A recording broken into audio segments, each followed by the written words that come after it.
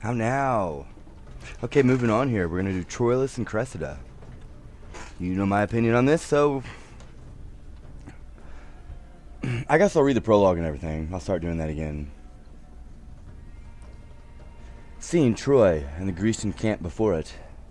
Act 1. Prologue. In the Troy there lies the scene. From isles of Greece the princes Orgulus, their high blood chaste, half to the port of Athens sent their ships, fraught with ministers and instruments of cruel war, 60 and 9, that were their crowners regal, from the Athenian bay put forth toward Phrygia, and their vow is made to ransack Troy, within whose strong immerses the ravished Helen, Menalthus queen with wanton Paris sleeps. And that's the quarrel. To Tenedos they come, and the deep-drawn barks do their disgorge, their warlike sottage. Now on Dardan plains the fresh and yet unbruised Greeks do pitch their brave pavilions.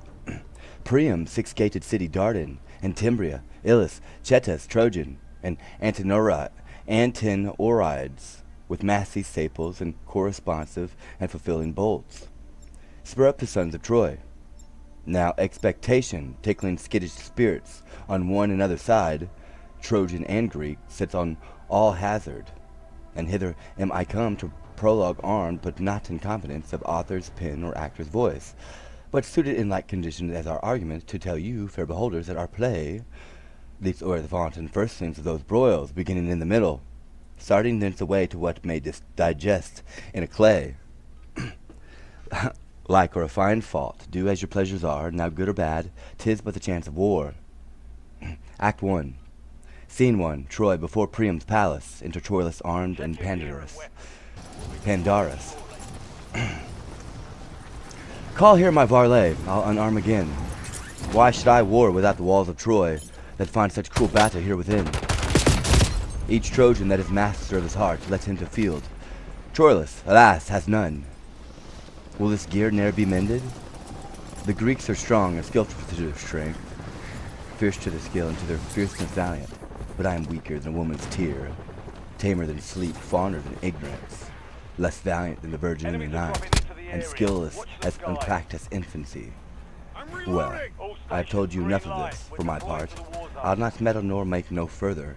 He that will have a cake out to be the wheat must tarry the grinding. Have I not tarried? Aye, the grinding, but you must tarry the bolting. Have I not tarried? Aye, the bolting, but you must tarry the leavening. Still have I tarried? Aye, to the leavening. Here's yet in the word thereafter the kneading and the making of the cake, the heating of the oven and the baking. Nay, you must stay the cooling too, or you may chance to burn your lips. Patience yourself. What goddess e'er she be, doth lesser blench at sufferance than I do. At Priam's royal elbow do I sit. And when fair Cressida comes to my thoughts, so traitor, when she comes, when is she thence? Well, she looked yesternight fairer than ever I saw her look for any woman else. I was about to tell thee when my heart, as wedged with a sigh, would rive in twain, lest Hector or my father should perceive me. I have, as when the sun doth light a storm. Amen. Buried the sigh and wrinkle of a smile, but sorrow that is couched in seeming gladness is like that mirth fate turns to sudden sadness. And her hair were not somewhat darker than Helen's. Well, go to. There was no more comparison between the women. But for my part, she is my kinswoman. I would not, as they term it, praise her, but I would somebody had heard her talk yesterday, as I did. I will not dispraise your sister Cassandra, but... Oi, Pandarus! I tell thee, Pandarus. When I do tell thee, there my hopes lie drowned, reply not, in how many fathoms deep they lie endrenched. I tell thee I am mad, in Cressida's love. Thou answerest she is fair, pourest in the open ulcer of my heart. Her eyes, her hair, her cheek, her gait, her voice. Handiest in thy discourse, oi, that her hand, in whose comparison all whites are ink, writing their own reproach, to whose soft seizure the signet's dawn is harsh and spirit of sense. Hard as the palm of plowman, this thou tellest me. As true thou tellest me when I say I love her, but saying thus instead of oil and balm, thou layest in every gash that love hath given me the knife that made it. I speak no more than the truth. Thou dost not speak so much. Faith, I'll not meddle in't. Let her be as she is. If she be fair, 'tis the better for her. As she be not, she has them in her own hands. Good Pandarus, how now, Pandarus? I have had my labor for my travail, ill thought on of her, and ill thought on of you, gone between and between, but small thanks for my labor. What art thou angry, Pandarus? What with me? Because she's kin to me, therefore she's not so fair as Helen, and she were not kin to me, she would be as fair on Friday as Helen is on Sunday. But what care I?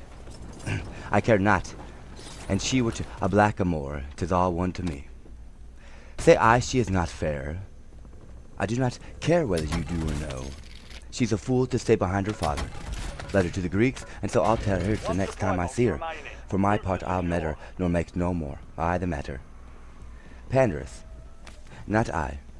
Sweet Pandarus, pray you, speak no more to me. I will leave all as I found it, and there an end. Peace, you ungracious clamors, peace, rude sounds, fools on both sides. Helen must need be fair, when with your blood you daily paint her thus. I cannot fight upon this argument.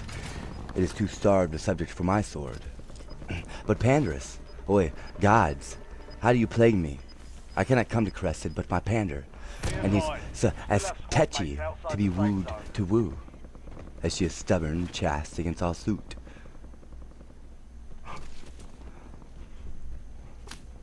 Now, tell me, Apollo, for thy Daphne's love, what Cressida is, what Pandar, and what we? No. Her bed is India. There she lies, a pearl, between our Ilium, and where she resides let it be called the wild and wandering flood. Ourself the merchant, and the sailing Pandar, our doubtful hope, our convoy, and our bark. How now, Prince Troilus? Wherefore not to feel? Because not there this woman's answer sorts, for womanish it is to be from thence. What news, Aeneas, from the field today? That Paris has returned home and hurt. By whom, Aeneas? Troilus, by Menelaus. Let Paris bleed. 'Tis but a scar to scorn. Paris is gorged with Menelaus' horn. Hark, what good sport is out of town today? Better at home, if I would I might where it may, but to sport abroad, are you bound thither? And all swift haste. Come, go we then together. Scene 2, the same a street. Who are those went by? Queen Hecuba and Helen. And whither to go they? Up to the eastern tower, whose height commands its subject all the vale, to see the battle. Hector, whose patience is as a virtue fixed today, was moved. He chid Andromach, and struck his armor, and like as there was husbandry in war, before the sun rose he was harnessed light. And to the field goes he, no thank you, where every flower did as a prophet weep what is foresaw in Hector's wrath. What was his cause of anger? The noise goes, this, there's among the Greeks a lord of Trojan blood, nephew to Hector. They call him Ajax. Good, and what of him? They say he's a very man per se, and stands alone. So do all men, unless they are drunk, sick, or have no legs. This man, lady, hath robbed many beasts of their particular additions. He is as valiant as a lion, churlish as a bear, slow as an elephant. A man into whom nature hath so crowded humors that his valor is crushed into folly, his folly sauced with discretion. Fight for your life. There is no man hath the virtue that he hath not a glimpse, nor any man a taint, but he carries some stain of it. He is melancholy without cause, and merry against the hair. He hath the joints of everything, but everything so out of joint that he is gouty, briarous, many hands and no use, or pure blind, are just all eyes and no sight. But how should this man that makes me smile make Hector angry? They say he yesterday told Hector in the battle and struck him down. The disdain and shame whereof hath ever since kept Hector fasting and waking. Who comes here? Madam, your uncle Pandarus, Hector's gallant man, as may be in the world, lady. What's that? What's that? Good morrow, Uncle Pandarus. Good morrow, Cousin Cressida. What do you talk of? Good morrow, Alexander. How do you, cousin? When were you at Ilium? This morning, uncle. What were you talking of when I came? Was Hector armed and gone? Are you came to Ilium? Helen was not up, was she? Hector was gone, but Helen was not up. Even so, Hector was stirring early that they were talking of in his anger. Was he angry? So he says here. True. He was so. I know the cause, too. He'll lay about him today, I can tell them that. And there's Troilus, will not come far behind him. Let them take heed of Troilus. I can tell them that, too. What, is he angry, too? Who, Troilus? Troilus is the better man of the two. Oi, Jupiter, there's no comparison. What, not between Troilus and Hector? Do you know a man if you see him? I, if ever saw him before or knew him. Well, I say Troilus is Troilus. Then you say as I say, for I am sure he is not Hector. No, nor Hector is not Troilus in some degrees. 'Tis just to each of them, he is himself. Himself? Alas, poor Troilus, I would he were. So he is. Condition. I had gone barefoot to India. He is not Hector. Himself, no, he is not himself. Would he I were himself while the gods are above. Time must friend or end. While Troilus will I would my heart were in her body. No, Hector is not a better man than Troilus. Excuse me. He is elder. Pardon me, pardon me.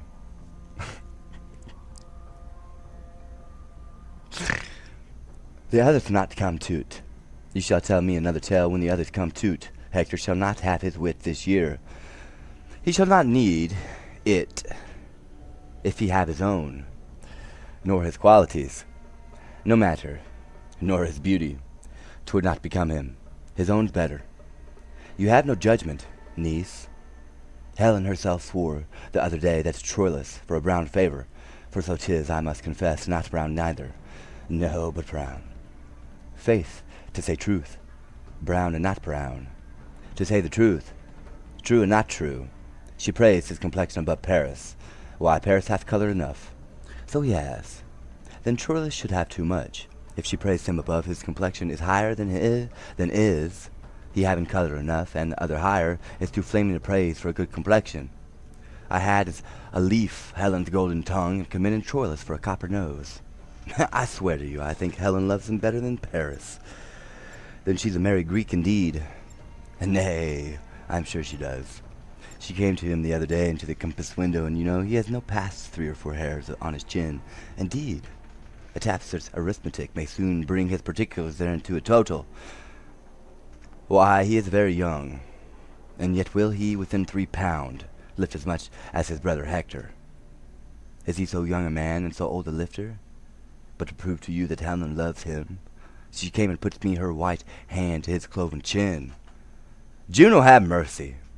How came it cloven? Why, you know 'tis dimpled. I think his smiling becomes him better than any man in all Phrygia. Oi, he smiles valiantly. Does he not? Oi, yes, and 'twere a cloud in autumn. Why, go to then. Why, to prove to you that Helen loves Troilus. Troilus will stand to the proof if you'll prove it so. Troilus, why, he esteems her no more than I esteem an addle egg. If you love an addle egg as well as you love an idle head, you would eat chickens by the shell. I cannot choose but laugh to think how she tickled his chin. Indeed, she has a marvelous white hand. I must needs confess. How now, without the rack? And she takes upon her to spy white hair on his chin. Right there it is. Alas, poor chin. Southwestern Belle. Many a wart is richer. But there was such a laughing. Queen Hecuba laughed that her eyes ran o'er with millstones, and Cassandra laughed, but there was one more tempered fire under the pot of her eyes, that her eyes run o'er too.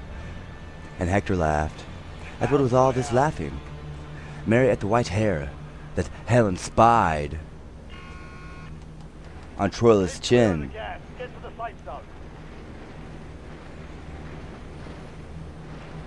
Ain't had been a green hair, I should have laughed too. They laughed not so much at the hair as his pretty answer. What was his answer? Quoth she, here's but 1 in 50 hairs on your chin, and one of them is white. This is her question. That's true. Make no question of that. 1 in 50 hairs, quoth he, and one white. That one white hair is my father, and all the rest are not his sons. Jupiter, quoth she, which of these hairs is Paris, my husband? She forked one, quoth he, plucked out and give it him. But there was such laughing, and Helen so blushed, and Paris so chaste, and all the rest so laughed, that it passed. So let it now, for it has been a great while going by. Well, cousin, I told you a thing yesterday, thanked aunt. So I do. I'll be sworn 'tis true. He will weep you, and 'twere a man born in April. And I'll spring up in his tears, and 'twere a nettle against May. Hark! They are coming from the field. Shall we stand up here and see them as they pass toward Ilium? Good niece, do, sweet niece, Cressida. At your pleasure. Here, here. Here's an excellent place. Here we may see most bravely. I'll tell you them all by their names as they pass by, but mark Troilus above the rest. Speak not so loud.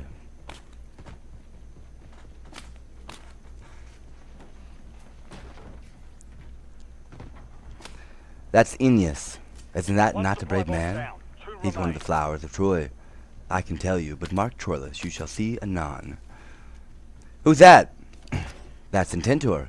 He has a shrewd wit, I can tell you, and he's a man good enough. He's one of the soundest judges in Troy, whosoever in a proper man a person. Then comes Troilus. I'll show you Troilus anon. If he sees me, you shall see him nod at me. Will he give you the nod? You shall see. If he do, the rich shall have more. That's Hector. That, look you, that there's fellow. Go the way, Hector, there's a brave man, niece. Oi, brave Hector. Look how he looks. There's a countenance. It's not the brave man. Oi, a brave man. It's the not. It does a man's heart good. Look you what hacks are on his helmet. Look you yonder. Do you see? Look you there. There's no jesting. There's laying on. Take off, who will, as they say. There be hacks. Be those with swords. Satellite, get that satellite out. I'm not kidding. Swords. Anything he cares not, and in the devil, come to him. It's all one.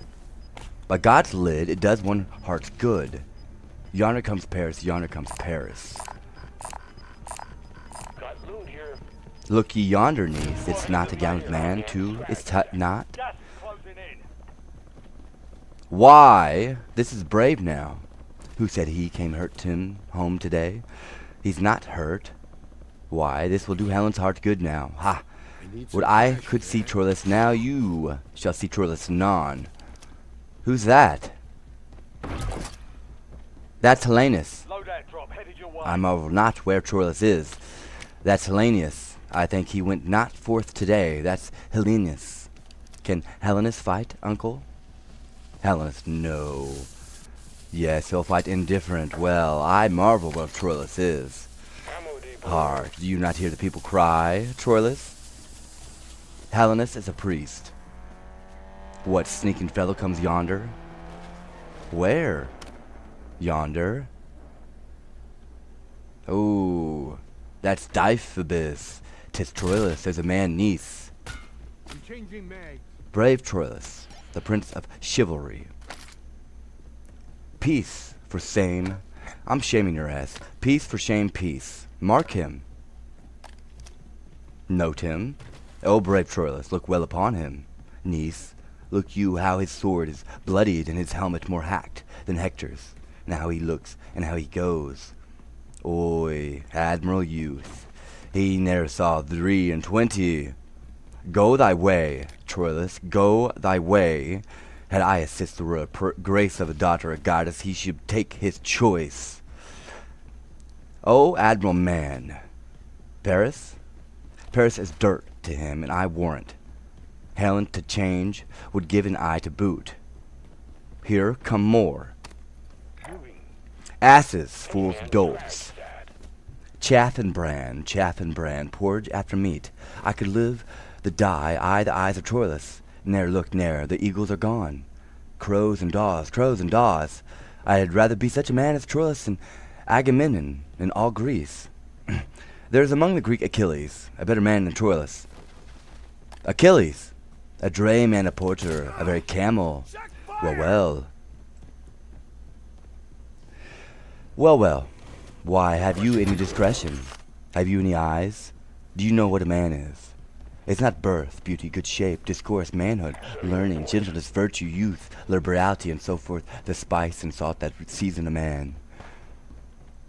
I, a minced man, and then to be baked with no date in his pie, for then the men's date out? You are such a woman, one knows not at what ward you lie. Upon my back, to defend my belly, upon my wit, to defend my wives, upon my secrecy, to defend mine honesty, my mask, to defend my beauty, and you to defend all these. And at all these wards I lie at 1,000 watches. Say one of your watches. Nay, I'll watch you for that, and that's one of the chiefest of them too, if I cannot ward what I would not have hit. I can watch you for telling how I took the blow, unless it's well past hiding and it's past watching. You are such another stealth bomber. Boy? Sir, my lord would instantly speak with you. Where? At your own house. There he unarms him. Good boy, tell him I come. I doubt he be hurt. Fare you well, good niece. Adieu, uncle. I'll be with you, niece, by and by. To bring uncle? A token from Troilus. By the same token, you are a bawd. Words, vows, gifts, tears, and love, full sacrifice he offers in another enterprise. But more in Troilus thousandfold I see than in the glass of Pandar's praise may be. Yet hold I off. Women are angels wooing. Things won or done, joy's soul lies in the doing. That she beloved knows not this. Men prize the thing ungained more than it is. That she was never yet, that ever knew.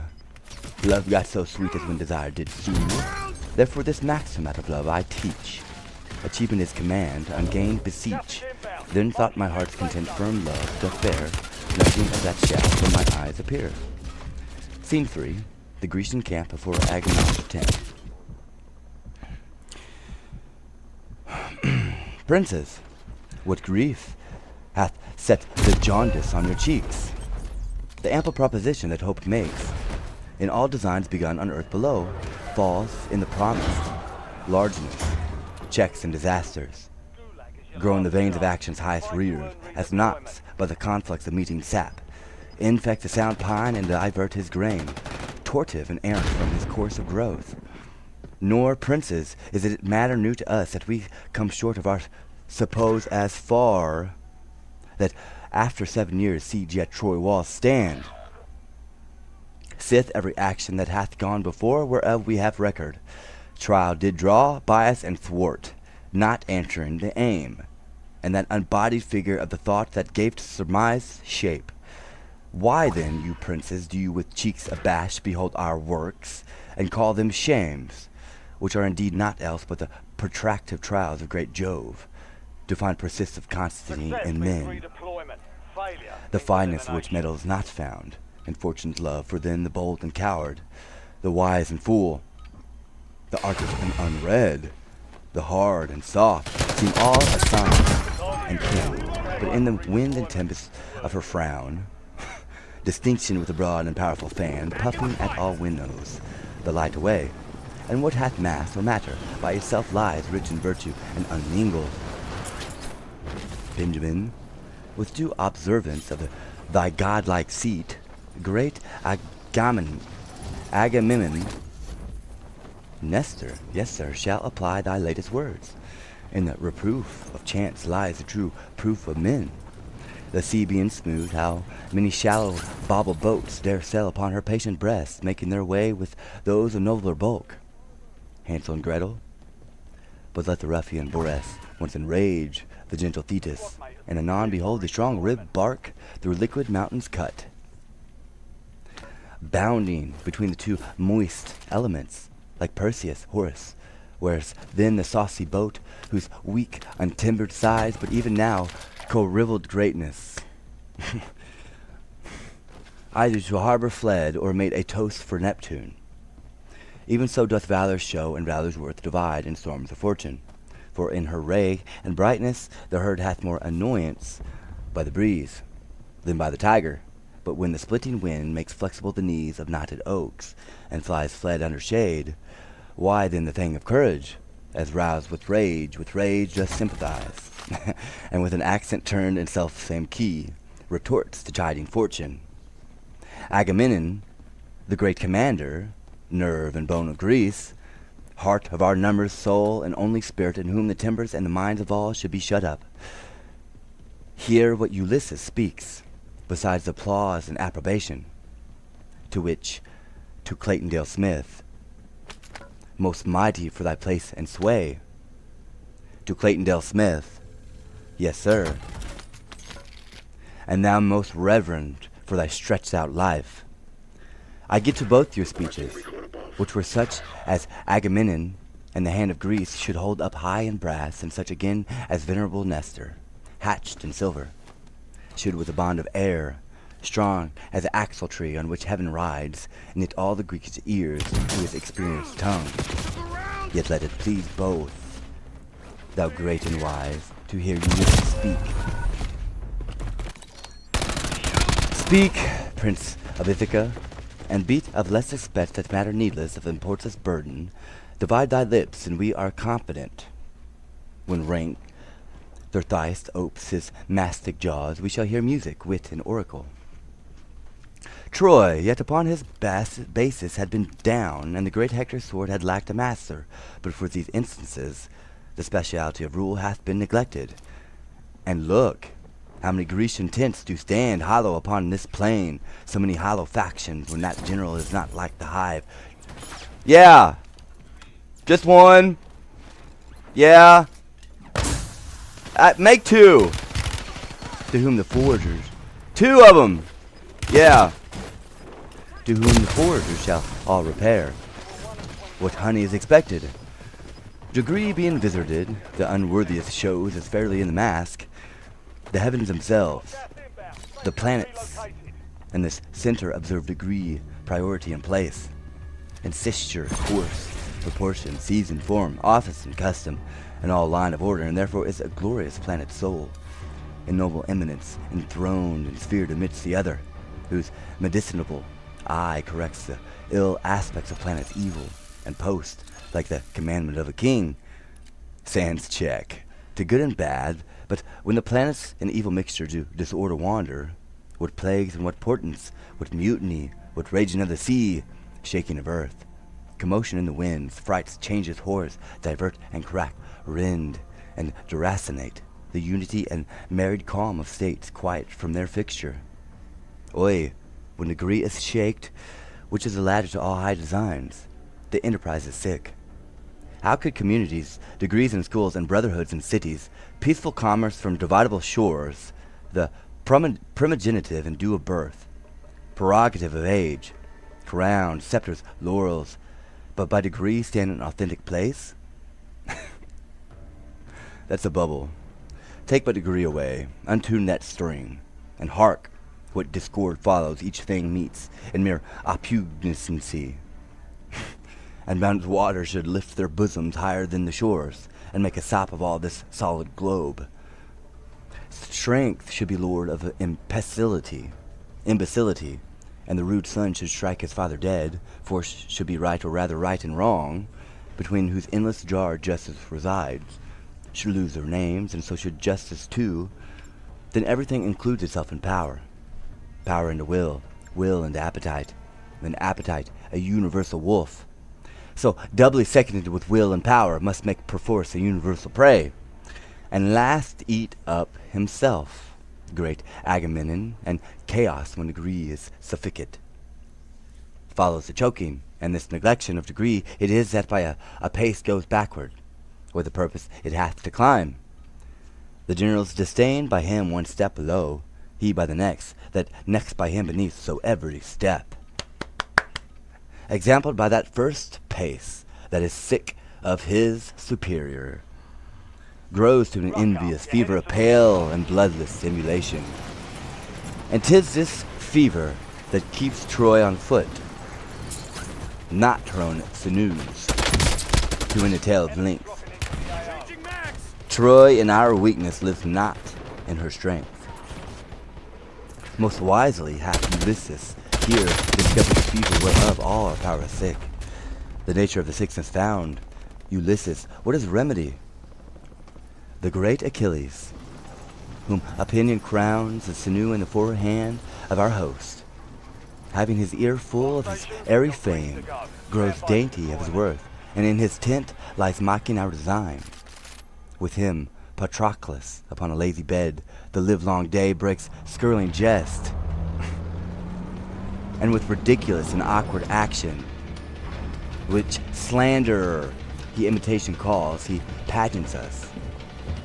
Sometime great Agamemnon, the topless deputation, he puts on, and like a strutting player whose conceit lies in his hamstring, and doth think it rich to hear the wooden dialogue and sound twixt his stretched footing and the scaffold age.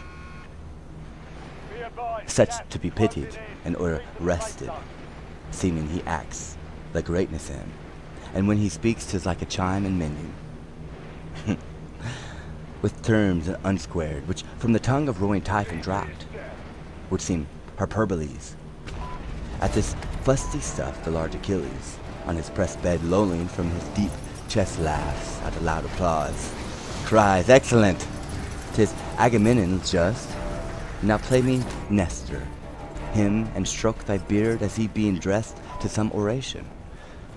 That's done, as near as the extremist ends of parallels, like as Vulcan and his wife.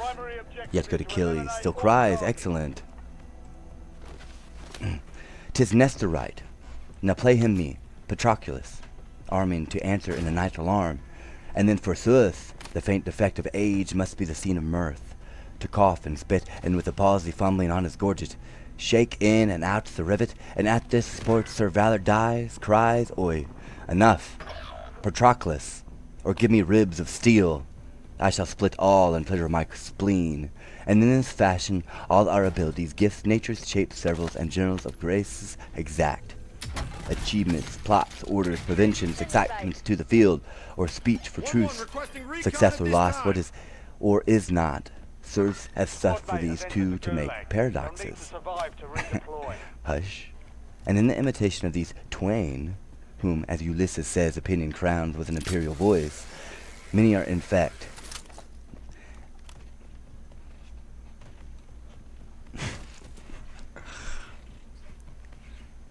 Ajax is grown self-willed, and bears his head in such a reign and full as proud a place as broad Achilles, keeps his tent like him, makes factious feast, rails on our state of war, bold as oracle, and sets Thersites, and sets Thersites, a slave whose gall coins slander is meant to match us in comparison with dirt, to weaken and discredit our exposure, how rank so ever rounded and with danger.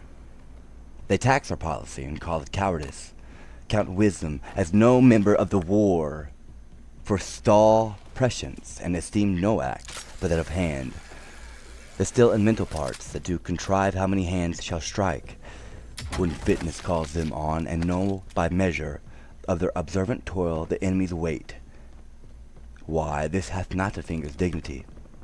They call this bedwork mappery, closet war, so that the ram that batters down the wall, for the great swing and rudeness of his poise, they place before his hand that made the engine, or those that with the fineness of their souls by reason guide his execution. Let this be granted, and Achilles' horse make many Thetis sons. What trumpet? Look, Menalius, from Troy. What would you for our tent? Is this great Agamenon's tent? I pray you. Even this. May one, that is a herald and a prince, do a fair message to his kingly ears? What surety stronger than Achilles' arm, for all the Greeks' heads, which with one voice can all Agamenon, head and general? Fair leave and large security. How may a strong to those most imperial looks know them from eyes of other mortals? How? I ask that I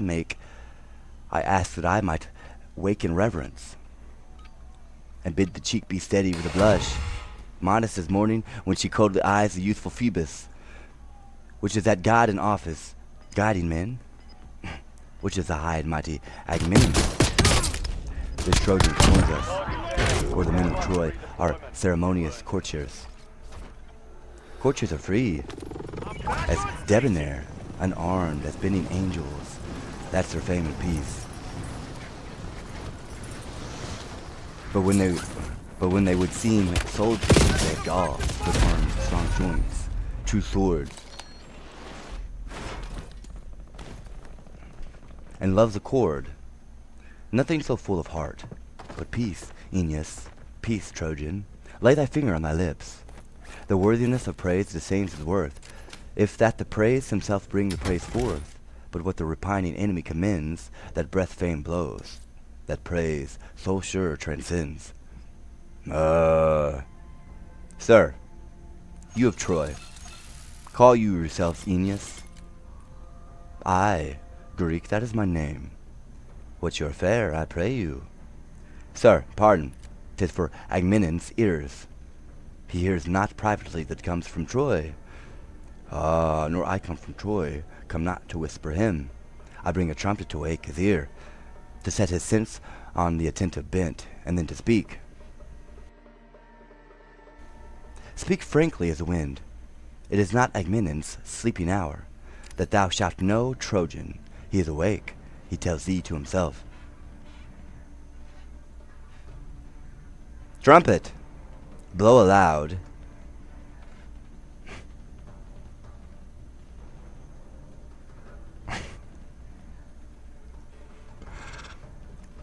Excuse me. We have great Agamenon here in Troy, a prince called Hector. Priam is his father, who in this dull and long-continued truce is rusty grown. He bade me take a trumpet, and to this purpose speak. Kings, princes, lords, is there be one among the fairest of Greece that holds his honor higher than his ease? That seeks his praise more than he fears his peril? That knows his valor and knows not his fear? That loves his mistress more than in confession? With truant vows to her own lips he loves, and dare avow her beauty and her worth, in other arms than hers, to him this challenge. Hector, in view of Trojan and of Greeks, that lizard, shall make it good, or do his best to do it. He hath a lady wiser, fairer, truer, than ever Greek did compass in his arms, and will tomorrow with his trumpet call, midway between our tents and walls of Troy, to rouse a Grecian that is true in love. If any come, Hector shall honor him. If none, he'll say in Troy, when he retires, the Grecian dames are sunburnt and not worth the splinter of a lance. Even so much. Ribbit, ribbit. This shall be told, our lovers, Lord Aeneas. If none of them have soul in such a kind, we left them all at home. But we are soldiers, and may that soldier a mere recreant prove. That means not, hath not, or is not in love. If then one is, or hath, or means to be, the one meets Hector. If none else, I am he. Tell him of Nestor, one that was a man, when Hector grandsire sucked. He is old now, But if there be not our Grecian host, one noble man that hath one spark of fire to answer for his love, tell him from me, I'll hide my silver beard in a gold beaver, and in my vant brace put this withered brawn, and meeting him will tell him that my lady was fairer than his grand am, and as chaste as may be in the world. His youth in flood, I'll prove this truth with my 3 drops of blood. Now heavens forbid such scarcity of youth. Amen. Fair Lord Aeneas, let me touch your hand. To our pavilion shall I lead you first. Achilles shall have a word of his intent. So shall each lord of Greece, from tent to tent. Yourself shall feast with us before you go, and find the welcome of a noble foe. Nestor, what says Ulysses? I have a young conception in brain. Be you my time to bring it some shape. What is't? This 'tis, blunt wedges, rive hard knots, the seated pride that hath to this maturity blown up in rank, Achilles, must or now be cropped, or shedding breed a nursery of like evil, no, to overbulk us all. I'll stop you there, Ulysses. So from an evolution standpoint, humans would be the dinosaurs. So I'll stop there. We are the dinosaurs. So whenever you think about a lizard, that's where I have it. It's right there. Well, and how? Now my concern is the hologram, that plasma. Well, and how? This challenge that the gallant Hector sends, however it is spread in general name, relates in purpose only to Achilles. The purpose is perspicuous, even as substance, Iceland, whose grossness little characters sum up, that melting, and in the publication make no strain, but that Achilles were his brain, and as barren as banks of Libya, though Apollo knows 'tis dry enough, will with great speed of judgment, I with celerity, find Hector's purpose pointing on him, and make him on the answer, thank you. Yes, 'tis most meet, whom may you else suppose, that can from Hector bring those honors off. No, but I see. If not Achilles. Thought to be a sportful combat, yet in the trial much opinion dwells. For here the Trojans taste our dearest repute, with their finest palate entrust to me. Ulysses, our imputation shall be oddly poised in this wild action for the success, although particularly shall give a scanting of good or bad unto the general, that lizard. And in such indexes, although small pricks to their subsequent volumes, there is seen the baby figure of the giant mass of things to come at large. It is supposed he that meets Hector issues from our choice. No. And choice being mutual act of all our souls, you are the dinosaurs. Makes merit her election and doth boil, as 'twere from forth us all, a man distilled out of our virtues, who miscarrying, what heart received from hence the conquering part, to steal a strong opinion to themselves, which entertained limbs are his instruments, in no less working than our swords and bows directed by the limbs. Give pardon to my speech. Therefore, to meet Achilles, meet not Hector. Let us like merchants show our sellest wares, and think perchance they'll sell, if not, and luster of the better yet to show. Shall show the better. Do not consent that ever Hector and Achilles meet, for both our honor and our shame in this are dogged with 2 strange followers. I see them not with my old eyes. What are they? What glory our Achilles shares from Hector?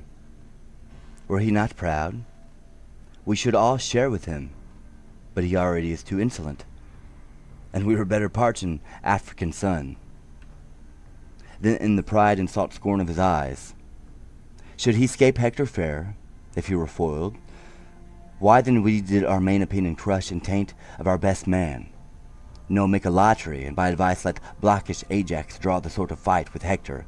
Among ourselves give him allowance at the worthier man, for that will physique the great Myrmidon, who brewers in loud applause and make him fall. His crest that prouder than blue iris bends, and the dull brainless Ajax comes safe off. We'll dress him up in voices if he fail. NASA. Whenever I look at the moon, to the right of it, there's an eyeball that I can see. It's very faint, but it's an indentation that it should not be there. It's like somebody took a bite out of a cookie, and it shouldn't be there. From the laws of physics, it should not be there. So this little lizard, hi friend, excuse me. Iris bends, and the dull brainless Ajax comes safe off. We'll dress him up in voices if he fail. Yet go we under our opinion still. I can see you, Ulysses, that we have better men. But hit or miss, our project's life the shape of sense assumes. Ajax employed plucks down Achilles' plumes. Ulysses, I begin to relish thy advice. I will give a taste of it forthwith to Agamemnon. Go we to him straight. Two curs shall tame each other. Pride alone must tear the mastiffs on as 'twere their bone.